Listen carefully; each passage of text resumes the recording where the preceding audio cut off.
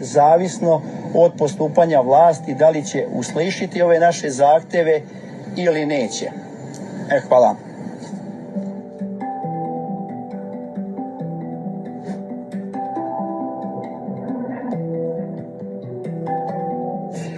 Možete da probate!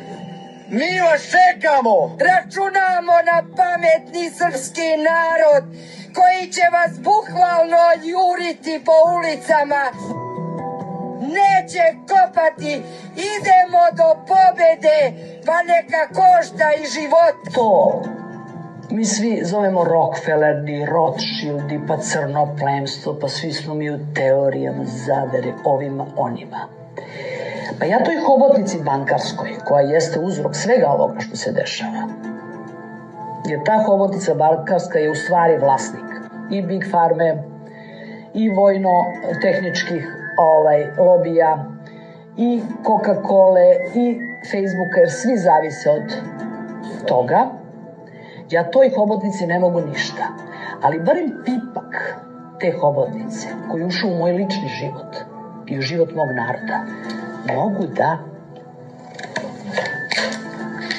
Kad imate jednu piramidu, dobro, gore su ti olimpijski, nevidljivi bogovi i tako dalje, dole su i menadžeri ove i dole obi i dole.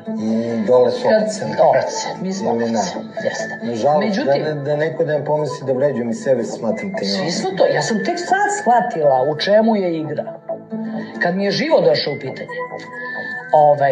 Kad bi mi ovce, znači te ovce, se skupile u jedan ćošak i izvukle taj ugaoni kamen, možda bi se ta piramida zaljuljala, makar na tren. I kad bi se ona zaljuljala, ma koliko da je taj kamen mali, onda stupa inercija, sila inercije, pa se ona ljulja sve jače, jače, jače i puf. Šta vi mislite zašto se ćerka firma Rio Tinta zove Rio Sava? Zašto se ne zove Rio Jadar? Rio Loznica? Pa oni satanisti, naši neprijatelji, jasno govore šta je njima cilj. Iz Jadra u Drinu, iz Drine u Savu.